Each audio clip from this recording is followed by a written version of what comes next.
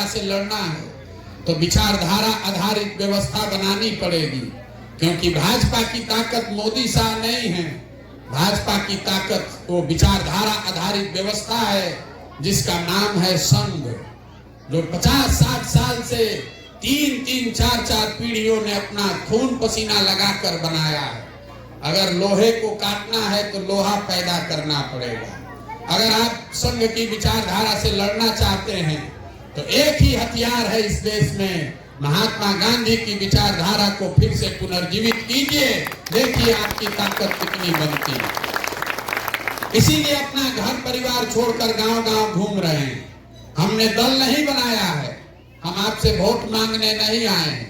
Vote जाकर बिल्कुल दीजिए लालटेन को, इंडिया को जिसको देना है दीजिए, लेकिन अपने बच्चों के लिए एक नई व्यवस्था बनाने के लिए अपना कंधा लगाइए। नहीं लगाइएगा तो इस मरे हुए बूढ़े पेड़ से कुछ नहीं मिलने वाला। छोटा पौधा है जन सुराग, इसमें अगर इसको सींचिएगा, अपने बच्चों को जोड़िएगा, तो यही एक दिन पेड़ बनेगा। इसी से आपको फल और छाया दोनों मिलेगी।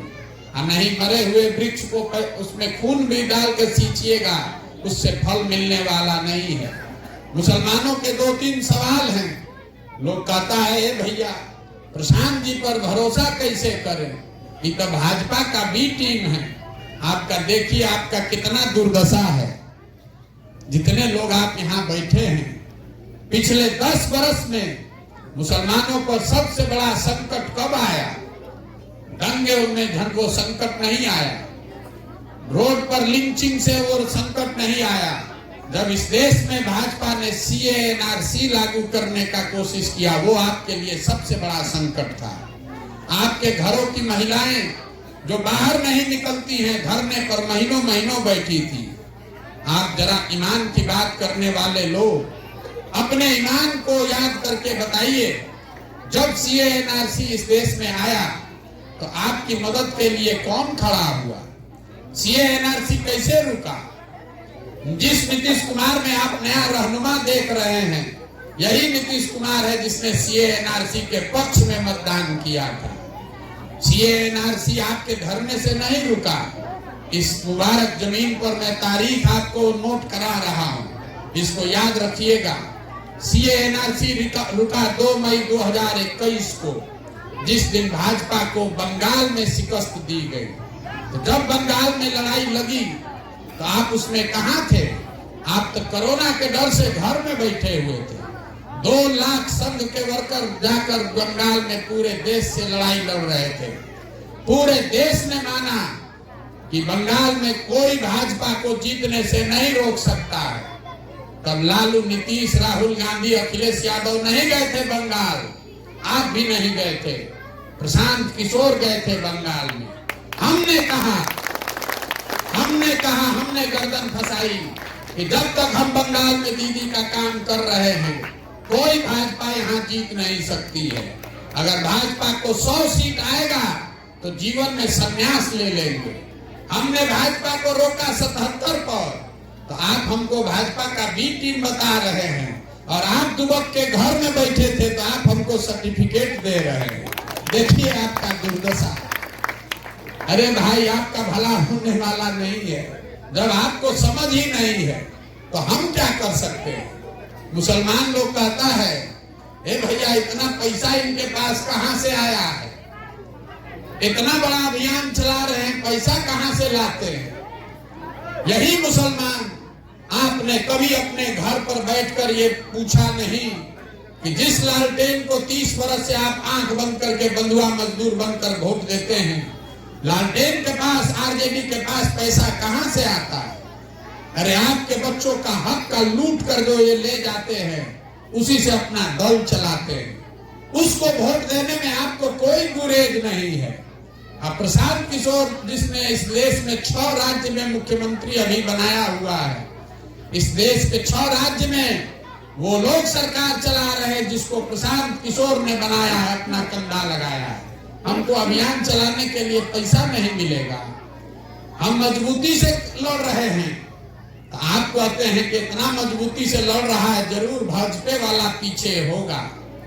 अगर हम मजबूती से नहीं लड़ते तो आप कहते हैं आदमी को तो बहुत होशियार है, लेकिन ये आदमी लड़िए नहीं रहा मजबूती से, कैसे इसके साथ चले। आपको किसी भी हालत में हमारे साथ नहीं चलना, आपको किसी के साथ नहीं चलना, क्योंकि आपका दूसरे पर भरोसा नहीं है, ऐसी बात नहीं है, आपका खुद पर भरोसा नहीं है। पिछले 30-40 वर्ष में मानसिक तौर पर आपको इतना कमजोर बना दिया गया है कि भाजपा के डर से आपका खुद पर भरोसा नहीं है। कभी तो जहां आपकी 40%, 50% आबादी है, वहां पर भी आप चुनाव नहीं लड़ते। इस राज्य में 40 विधायक होना चाहिए, मुसलमान है 19, 1650 मुखिया होना चाहिए, है 1200 से कम, 27,500 वार्ड सदस्य होने चाहिए, है 11,000 से कम। जिस सरकार को आप अपनी सरकार बता रहे हैं, उस सरकार का बजट है 2,46,000 करोड़ और सारे मुसलमान नेताओं के, मंत्रियों के विभागों का बजट है 6,000 करोड़। तो ये है आपके भागीदारी का आलम। तो जब आपकी राजनीति में कोई भागीदारी ही नहीं है, आप जाइएगा बंधुआ मजदूर बनकर वोट दीजिएगा, तो आपके बच्चों का भला कैसे होगा।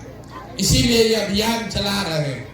हमको आपका वोट नहीं चाहिए, चंदा पैसा नहीं चाहिए, आपकी दुआ चाहिए, आपके बच्चों की इसमें भागीदारी चाहिए। अगर ठीक लगे तो जुड़िए, क्योंकि जीतेगा जन सुराज ही। आपको ये भी बता कर जा रहे हैं, जीतेगा जन सुराज ही। आपको खाली इतने निर्णय करना है कि अभी चलिएगा, कंधा लगाइएगा, कि जीतने के बाद इसमें कंधा लगाइएगा। अगर आप हमारे साथ न चले तो भी हमको कोई शिकवा शिकायत मलाल नहीं है। जीतने के बाद फिर से आपके पास आएंगे। आज निमंत्रण देकर जा रहे हैं साथ में चलने का। जब जीत कर आएंगे तो निमंत्रण देने फिर लेकर आपको साथ चलने आएंगे, लेकिन जीतने के बाद आपसे हर्जाना भी वसूलेंगे। हम शाकाहारी आदमी हैं, जीत कर आएंगे तो जीतने का आपके घर में सेवई भी खाएंगे और फिर आपको साथ लेकर चलेंगे। हम बिहार में एमएलए का चुनाव लड़ने नहीं आए हैं, वो व्यवस्था बनाने आए हैं जिससे देश में इनसे लड़ाई लड़ी जा सके। अगर आपको समझ में आए तो इसमें जुड़िए, और न समझ में आए तो जिसका बंधुआ मजदूरी कर रहे हैं वो करते रहिए। लेकिन एक चीज जरूर कीजिए, कम से कम जन सुराज का डर दिखा के अपने रहनुमाओं से, आरजेडी वालों से अपने गांव का सड़क बनवा लीजिए। ये डर दिखाइए उनको कि सड़क नहीं बनवाओगे तो जन सुराज में चले जाएंगे, इससे कम से कम आपका सड़क बन जाएगा। अपने बच्चों के पढ़ाई का, अपने बच्चों के इलाज का व्यवस्था करा लीजिए। मेरे भाई हमारे साथ फोटो खींच के फेसबुक पर डालिएगा तो कल आरजेडी वाला आपको फोन करके कम से कम इज्जत से बात करेगा। अरे भैया क्या गलती हुआ, काहे गए प्रशांत किशोर के पास। अपनी इज्जत कम से कम बनाइए, ये बंधुआ मजदूरी खत्म कीजिए।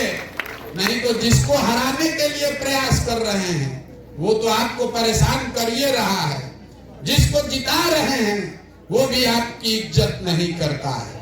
तो हमसे आपको कुछ नहीं मिलेगा, इतना ही आपको कह रहे हैं।